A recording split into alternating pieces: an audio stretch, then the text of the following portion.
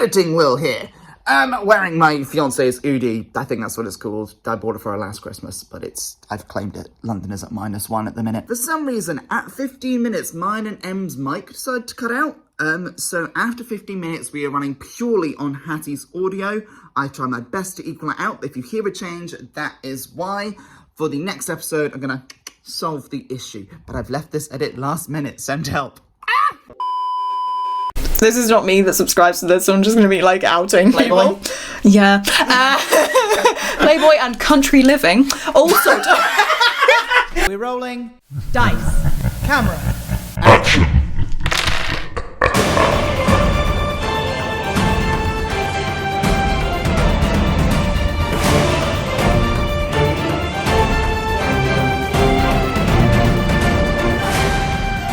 Hello and welcome to the BBEG Podcast, which of course stands for the Big Bad Evil Giraffe. That's not how we do intro, is it? Yeah. Yeah? Of the Dungeon and Dragon... I forgot what franchise we did. I was going to say Dragons and Dungeons, that's not right. Let's go For copyright, Dragons and Dungeons. Don't sue us. Take 3! Hello and... Take 4!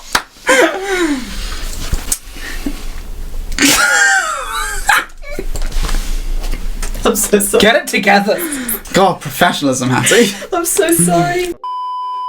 Hello and welcome to the BBEG Podcast, which of course stands for Big Bad Evil Giraffe. Now, for this episode, I had to go and spend money. I elected to spend money. It was my own fault. It was my own silly fault. We're talking about the Dungeons & Dragons magazines today. But before we move on, today's map is brought to us by Hinworks, the skunk cartographer. The what, sorry? The skunk cartographer. Her bio says sexy, sassy, and something else. And we have Luskan and River City on display, but more on that later. So, a few weeks ago, D&D released their own magazine, and I just went down to the corner shop, and it was $1.99 for the first issue. We'll get onto that later. Yeah. But we thought today we'd do a little bit of a deep dive into the first 3 magazines and see if they are any good for those starting out playing Dungeons and Dragons. Yeah. So what was your first thoughts when you bought it? $1.99? And it comes with free dice! Genuinely my first thought, I was like, I have not paid less than $6.99 for dice, and I'm getting a magazine with a tutorial and a set of dice? Yeah, that's great for people who want to get invested in a game. They're very nice dice. They are. They're just clean, simple. It's good. Yeah. Red and black, D&D theme. Yeah. Totally get it. When you say nude, like, oh my goodness, and you said nude agent. When you say news agent, oh Christ, Darling. today is not the day. Was that the only place you'd seen them, or are they everywhere? I didn't even know this was happening, so I kind of went down to like buy bread or pasta sauce or something like that, and it was there. Like, I forgot the package it came in, but it was like an A3 sheet with the magazine, and I saw it and went, I'm getting that for the pod. Fair. Yeah. Didn't know it was happening, but it turns out I've got the other 2 from WH Smith's. I couldn't find them in any supermarkets, weirdly. Oh, okay. But it just happened to be in my corner shop for the first week. Fair. But having flicked through them, made a couple of shorts for the channel on it, it does seem to have really good information for the basic grasp of the game. And in it covers players and dungeon masters. It covers how to create a character, different races and classes. It even gives you a little one-shot at the back of each magazine. Oh, nice. Can't complain at that. Which, you know, maybe we can do for the channel at some point. Yeah. But it just gives you everything to throw yourself into it. Yeah. Which I was like, kind of a nice price. Yeah. If you're looking for, like, D&D, as we have stated previously, is not a cheap hobby. No. So if you are looking to even become a player, there's quite a few things that you're going to need and you're going to have to pay for. But this seems like it ticks the majority of the boxes, which is good. It does seem like you get something free with every magazine. So the first one, which we're going to go into in 1 second, came with dice and pre-made characters. So if you want to start playing, you can just start playing. Yeah, 4 characters, so you can have your own little campaigns. Different races and classes, so you get to experience something different. Yeah. And I think in one of them, there's 2 of the same race, but different same classes but different subclass, so you can that's cool. Like you can have the same character but completely different playstyles. So people can learn like that. Well, here we have a fighter, a wizard, a cleric, and a rogue, which, in terms of all the classes of D&D, I think covers a really good range. Yeah. A pure fighter, a pure magic class, a sneaky class, one, and one that can do both with the dabbling of magic and fighting.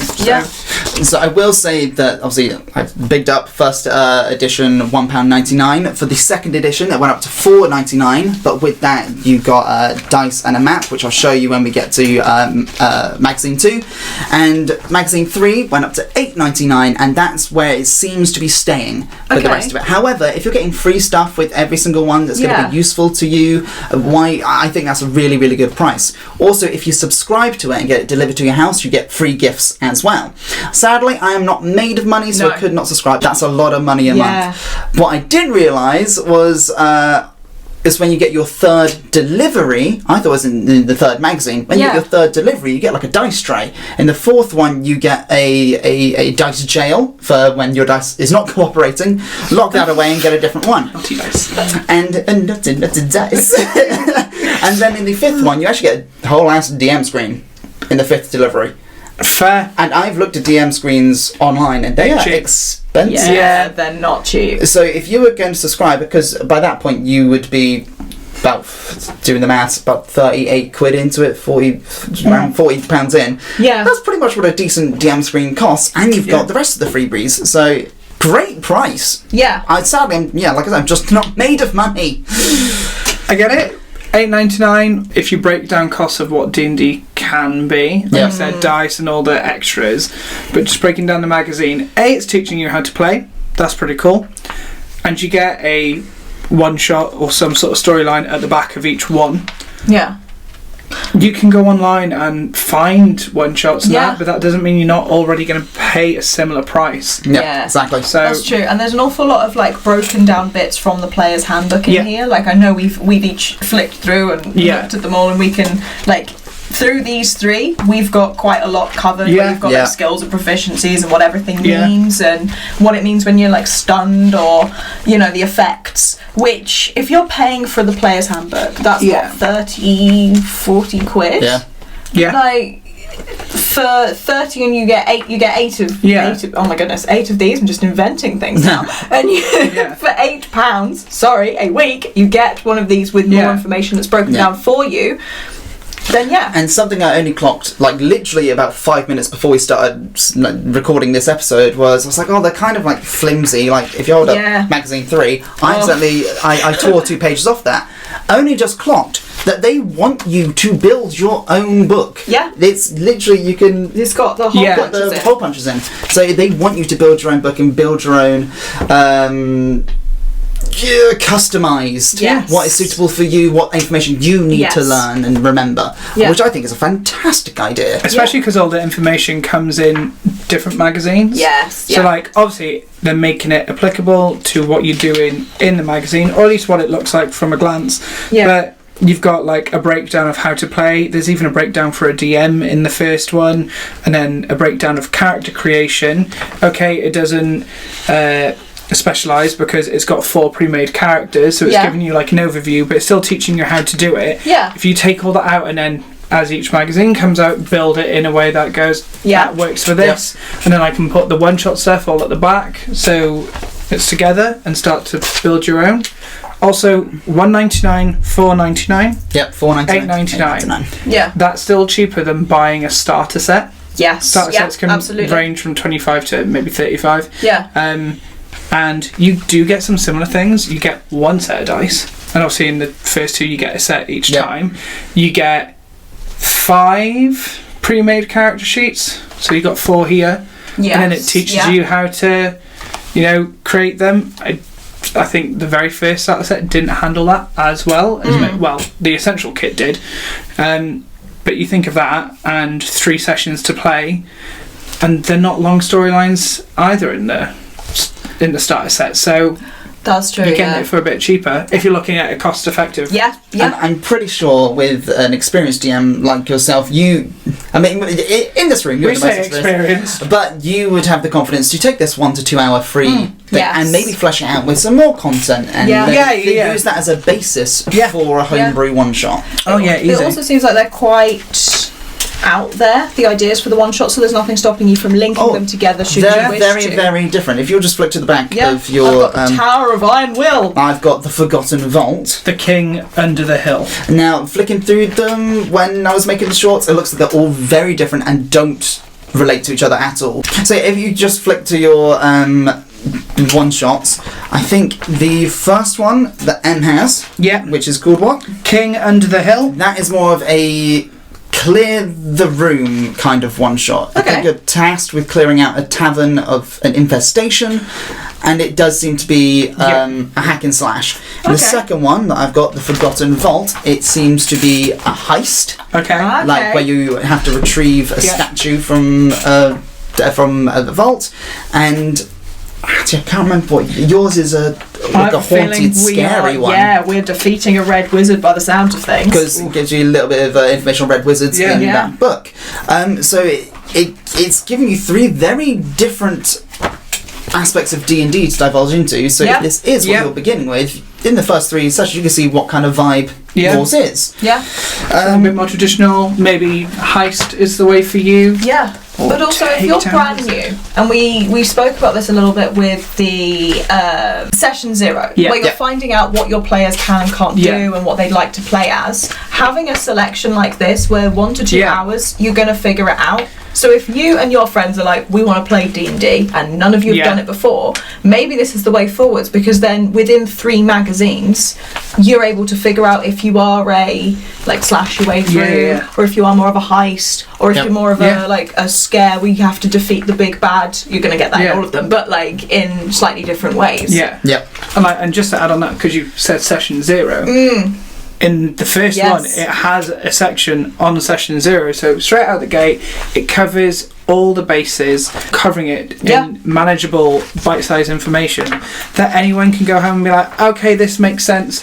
And especially as it gives it to you, you then don't need to worry about it too much. But if you want to start looking into campaigns, you already have an idea of what how to go you should through. Manage your group and see what they want.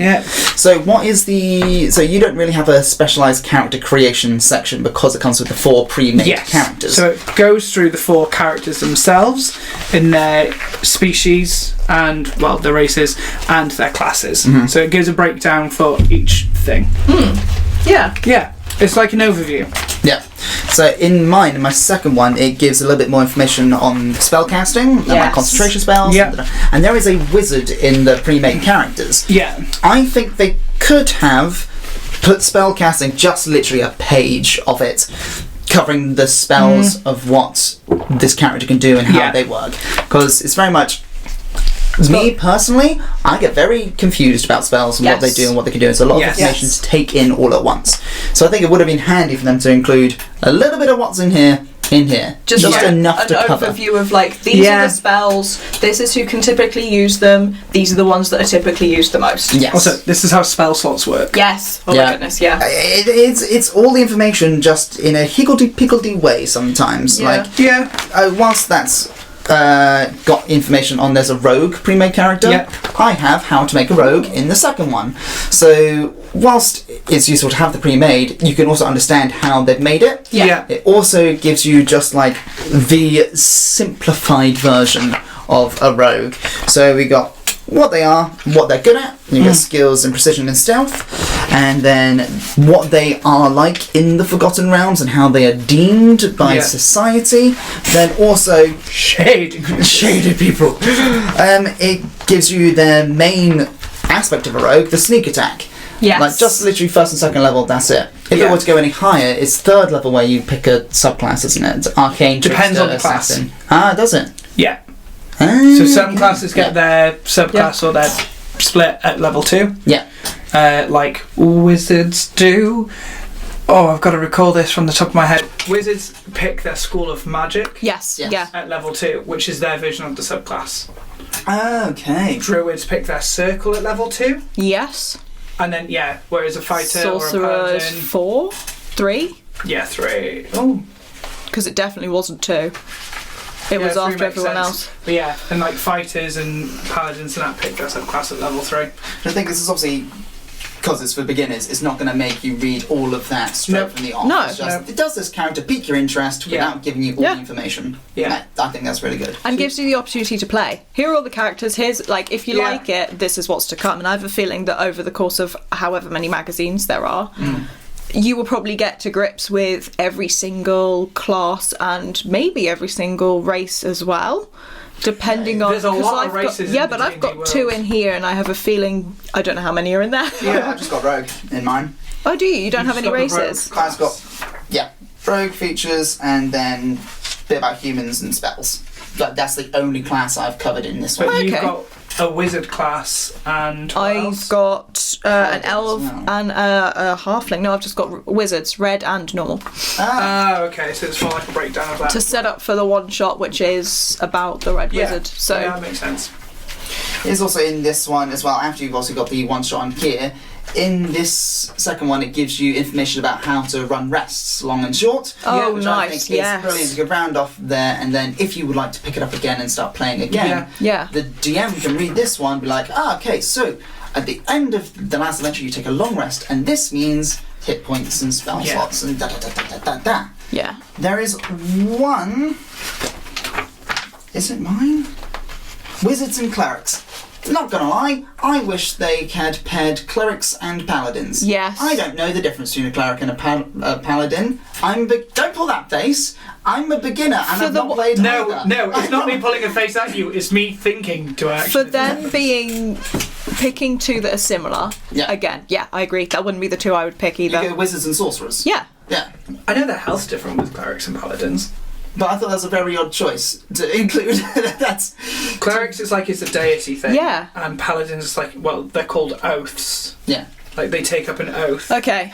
But then that can tie into a deity, but it doesn't have to. So you could... I mean, there's an Oath of Vengeance. That's a great one. But it's... Yeah. Because something could have happened to you and you've gone, do you know what, I'm going to swear my life now to this cause. Oh, I Yeah, that sort of see. thing. Okay. So it's that one Oathbreaker is when you don't follow that cause. The more you know. Yeah? Kind of? You went back on your oath at some point. Yeah. So now, Okay. Yeah. If you were a brand new player and DM, are these something that you guys would go for? If you were like you'd never played with us before and you were going to DM for your group, would this be helpful? I mean, looking at that, it does give some useful information about how to DM. Yeah. And then looking at this one, it doesn't go into DMing. Does it give you a DM content on your table at all? Not that I can see. No. So, is it basic enough to make it someone understand it? I think, to introduce you, absolutely sure.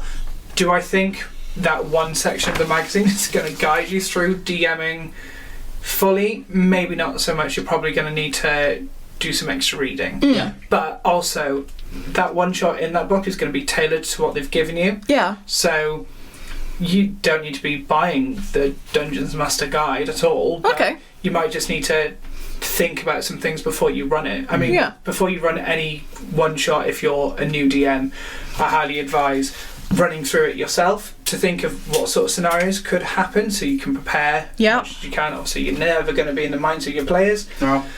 Yes, there are 4 pre-made character sheets, but that don't mean their players are going to play them how you expect them to play them. That's true, yeah. Yeah. I think as well, the good thing about these magazines, like I say, if you subscribe, you get all this good stuff. You send, they send you the goodies. So in magazine 2, yes, Hattie, if you wouldn't mind opening this I one, can do indeed. you get another set of dice, a bit more of a snazzy set. If you hold up to the light, you can see them like glitter and shine. Could you? Yes. Also gives you. It's a portrait. Oh, sorry. Yeah, this is one for YouTube, really. This doesn't work in an audio podcast. Having said that, Spotify does have visuals, so if you open it, you should be able to see us. So this is a section of the Sword Coast. Yes, As a whole. So as you said, it's got Vandalin, it's got Icefire, it's got Neverwinter. Yeah. Probably one of the So it's stuff like this where it really gives you a visual of, this is what you think of when you think of a map for Lord of the Rings or something like that. Yeah. It's like, oh, this is actually the world I'm living in. And it's a massive... In fact, I might just donate it to the set or put it up behind Hattie or something. Because it makes it a bit more immersive. Yeah. You're like, oh, I can travel to this place or this place. And if the DM wants to do a little bit more research on these places... they can incorporate them into a one-shot or the campaign. Or I just think it was a really nice... And it's good quality as well. Oh, yeah. No, it is a sturdy map. It's a similar one that you get to in the starter set. So I suppose if they do put them in there, why wouldn't it be the same quality? Oh, true, yeah. It's there, but they slapped their brand on it. Yeah. So I think that's a really nice addition. I really enjoyed it. And I would have it up in my flat if my fiancé would let me. I don't think it would go with our lounge. No. Here, however, Then in the third magazine for the pre-made characters, it does give you... I'm not sure if they're in shot. Sorry, I'm going to grab them. Gives you the little... I've just realised we're going to have to do this again because you guys are seeing us from a corner of the room and they are tiny little figurines. Shiny ones. We'll put a picture on Instagram. Yeah. But it's... add them to the set. Yeah. That's adorable. As we discussed in what are DM essentials, sometimes you don't want to spend money on minifigs. You can just use your dice or random coins and tokens around the flat. But it's nice they go on there. Here's an actual visual aid for you to look. Are you okay there, Nancy? It's riding the dragon. I'm so sorry, guys. To the start of this podcast, I've got the giggles. And, I've just placed one of the minifigures. I don't know if you can or cannot see, but we've got a red dragon on our set, and I've literally just put one of the minifigures on its back, and it just tickled me. Easily amused. This is why you don't turn up to work drunk. I'm sorry. Today's maps, as we got two, are brought to us by Hinworks, the skunk cartographer. She went out, bought herself an iPad, got Procreate. She draws and colours everything by hand. Oh, damn. Wow. Yeah, her style is very much in line with classic fantasy, which I think is obvious. Nailed the brief. Her maps are detailed, they're vast, they're eye-catching. By looking at them, definitely specialises in city maps. So if you want big, small towns, big cities, this is the gal for you. Comes with a key alongside some of the maps telling you the sort of like sectors of the map. Obviously, it's your map at the end of the day when you buy it, so you can change it as necessary, but it's also just handy to see something down and go, oh, that works so well, and saves you so much time. You can find her on Instagram and Ko-Fi, so go check her out. Her links are in our description below. Looking at these, they are really the artwork is amazing. They're really eye-catching, but also having a sneaky read. There's a lot of hidden gems of information in there that I feel like if you did have the player's handbook, you would miss out on because there's so much to look at all at once. Like turning to the first page of magazine 2, advantage, disadvantage, and inspiration. Would have been really helpful to know before I started playing because I didn't know the difference. It also explains the rule of cool. Yes. It's discussed a little bit of homebrew as well, which again would get lost in any official handbook. Right next door to Bardic Inspiration, which is something everyone should know. But it's also just pointing out to DMs that yes, there are rules to follow, but it doesn't mean you have to stick to it. If something doesn't make sense, then just change it. And go with it. Have you ever given us advantage or inspiration in our campaign yet? We don't have a bard or you don't need to give inspiration just from bards. I can give inspiration if you've done something cool or epic or outside the box thing. You don't like us that much though, so you haven't. None of you have done anything extraordinary yet. Yeah, that's fair. Joe Jordan has his flock of ravens. That's so ravens. On the one shot I ran, instead of just going, I got a flock of raisins? I have a flock of raisins. Instead of going, I have a flock of ravens, which she tends to do, he said, can I use my ravens to go around the building and come in through the other window? And I was like, that's a sick idea. Good use of them. I'm going to give you advantage to hit. So he uses bonus action to send the ravens around to distract. I gave him advantage on that, but I could have also went, that's a great idea. Inspiration. I have given you guys advantage on situations. Yes, yeah, you have, yeah. Time. But not inspiration. No. I think advantage is more easier to come by, in my opinion. Yeah. And then inspiration is rewarded if I think that was a really cool thing, or just fun, or something that was very creative. Yep. And, you know, I just think in terms of our gameplay, we've not had a scenario that's, well, not that it's not called for it. You know, you guys dealt with cultists kidnapping some of you. Yeah. I was surprised I didn't get inspiration for my getting out of absolutely fucking up the roll to run across to the house. Remember, you stacked it, yeah. Yeah, me and Callum stacked it. Hattie got across the thing, and yeah. So as the cultist camp was there, Todoroki and Lacrimosa, were captured. We were sent by Polyphus to go and save them. We reached the final turning, clearing, whatever it was. There was a house on the other side, and I went, why don't we just hide in there, regroup, and go for a battle plan? And you went, hold on. They were in the camp looking directly at us, and I went, we'll do that. Okay. So we each rolled, I passed, and the two of you stacked it. Bardic inspiration for failing a roll? No, not Bardic inspiration. Well, inspiration. No, but how I got out of it. So that's true, yeah. I fucked the roll. Me and Callum messed it up. Hattie got across the clearing. Yeah. And you're like, oh, you're seen. And at this point, I was wearing cultist robes. Yeah, but you weren't. I went, okay, right. I grabbed Callum by the scruff of the neck, and I used disguise self to put my tattoos on. Yes, you did. Yeah. And then when his character was like, I'm a cultist. I was like, I'm going to get inspiration for this, and you didn't give me it. No, but I gave you advantage on the persuasion check. Yes, that's right. People. That's right. Yes, you did. Actually, I felt that would have been a bit more useful. Yeah. In the moment. Yeah. That's like an example of something creative you can do, and your DM can give you inspiration for later. That's a great idea, thinking outside the box. On the subject of DMing, we mentioned in magazine 1, gives you a little breakdown of DM. It does. However, in one of the magazines, it gives you conditions. Conditions.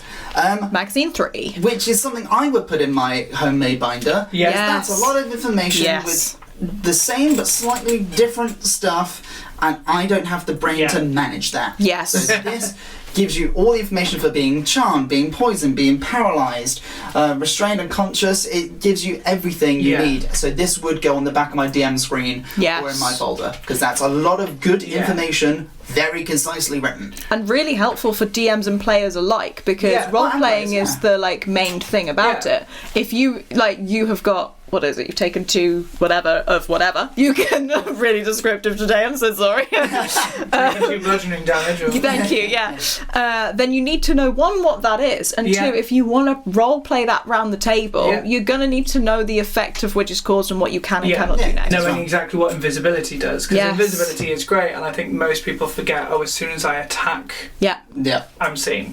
It dispels it. Yeah, it's not if you make a noise or anything, it's when you attack. You've literally given away your location. Hello! I am here!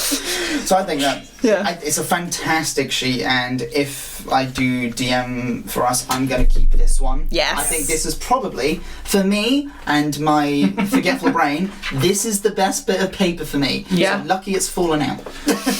I think the one thing I would say about it is, if you were to buy a starter set, you're going to kind of get exactly the same thing. Yeah. Because it's a smaller pack guide for a first-time DM, so you get all that stuff in. Have they made it more manageable and maybe a bit more interactive for one person to buy a magazine and then try it and explore it? Yes. But if you... So if you were going to come at this afresh, would you go starter set or magazine? Or from doing the starter sets, I felt like I just had a bit more. Okay. And it was all in one thing, not split across 3. Okay, However, the flip side of it is, maybe still, to some people, but the DM book for the starter sets is no bigger than this magazine. Yeah. So it's not way too much. It's not the 300 page book of the DM's guide. But I think it does its job for those who are a little bit intrigued.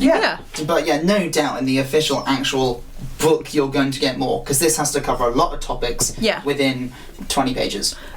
True. Having said that, the book is overwhelming. It really is. Like, unless I love to read, and like I borrowed all of the like books that I've seen on your shelf, and that's a good time to be.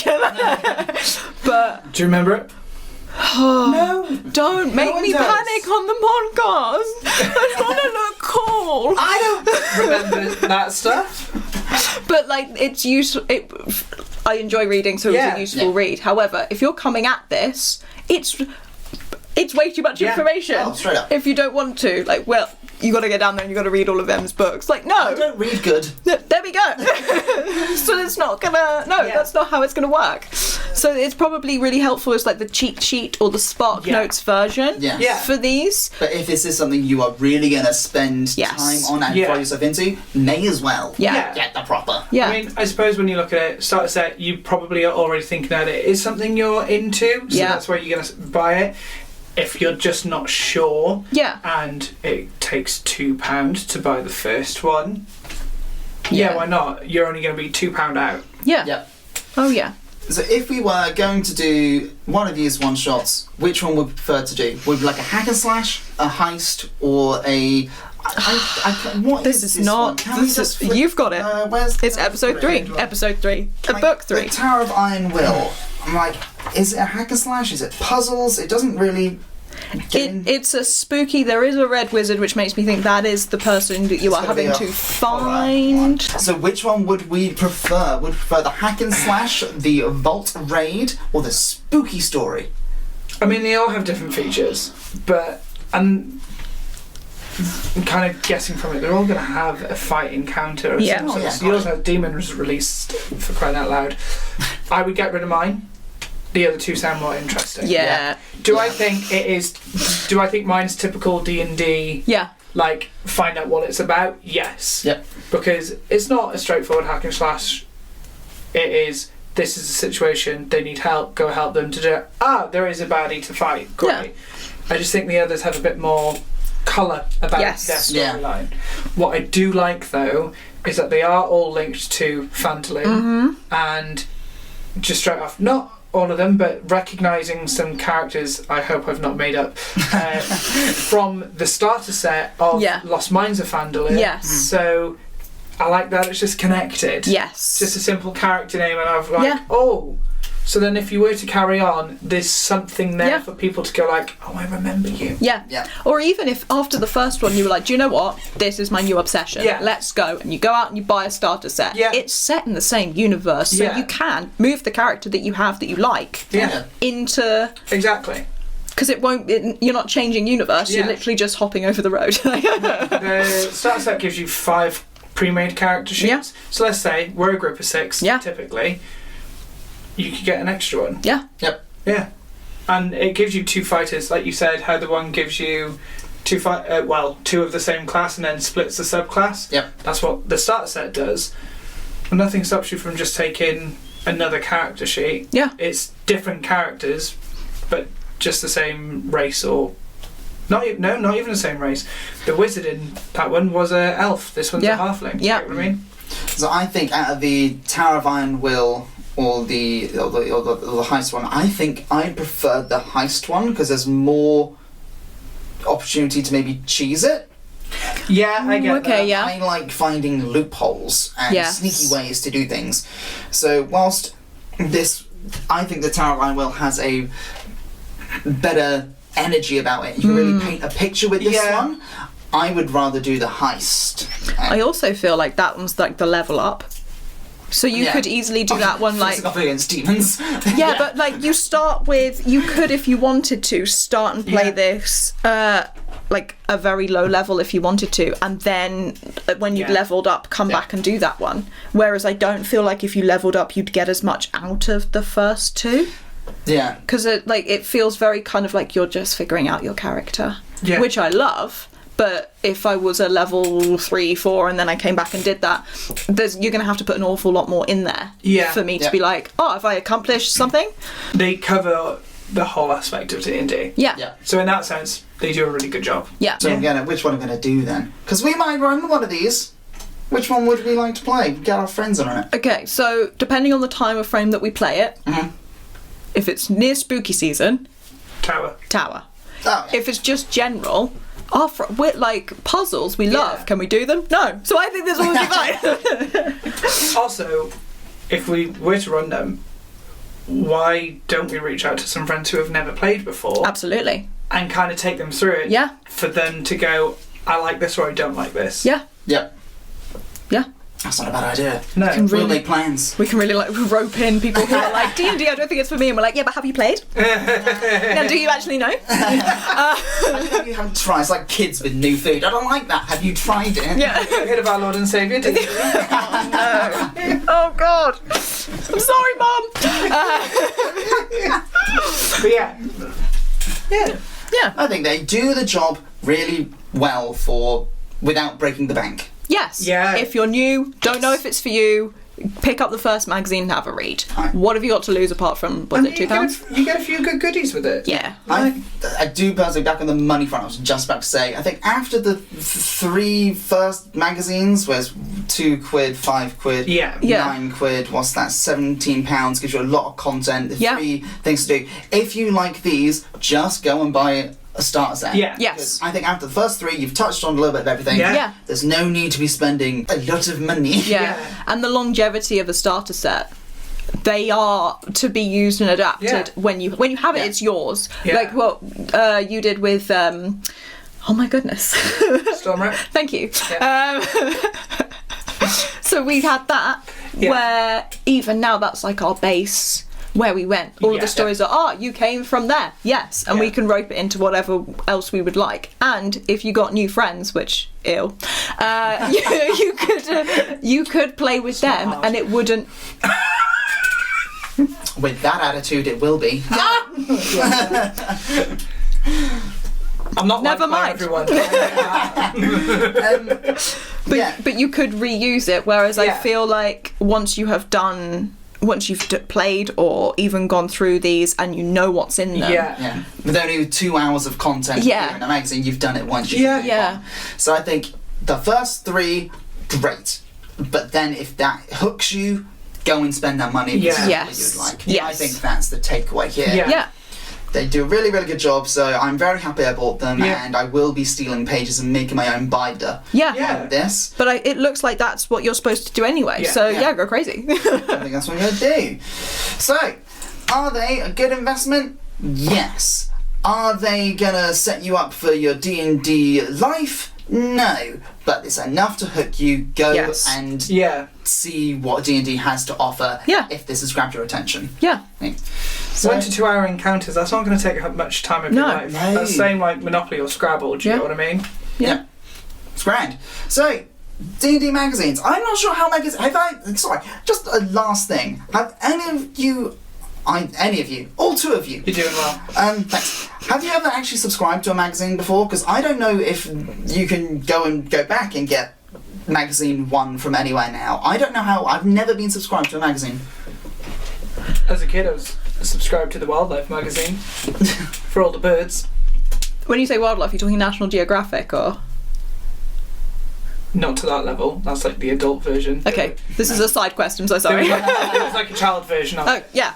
So I'm not sure whether you can actually backtrack and get them, but if you can find them, go and buy them. Hold on, I wouldn't be surprised if because they're numbered, when you subscribe, they start you on number 1. Maybe. If it's like Marvel and National Geographic, don't, because they're not numbered, so they will just send you the next one in the series. The same for, and this is not me that subscribes to this, so I'm just going to be like outing Playboy? people. Yeah. Playboy and Country Living also don't.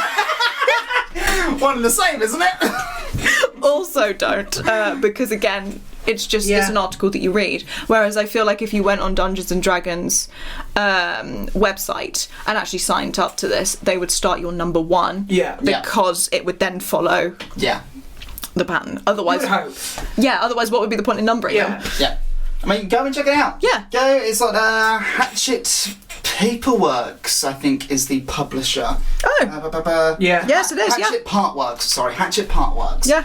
Or Hachette. Yeah. We'll also include a link into like machete. No. Oh my god. Anyway, we're going to retake that. Yeah. And we're going to... So, yes, if you would like to go check it out, I think This isn't the second take. What are you on about? If you do want to go check it out, it is Hachette Partworks. Go check it out. I think, as a new D&D player, or at least the newest in this room, really helpful to start off with. Yeah. So go check it out. Thank you very much, and we'll see you in the next episode. Yes. Do you want to do socials? They can find us on Twitter, Instagram, YouTube, and Spotify under the BBEG Podcast. And if you have anything to say on the topic, please feel free to email in at the BBEG Podcast at gmail.com. Who was our map from this week? Our map was from Pinworks, the skunk cartographer. Yeah. Featuring Luskan and Ribicity. Thank you very much. Lovely. See you again. Bye. Bye, adventurers.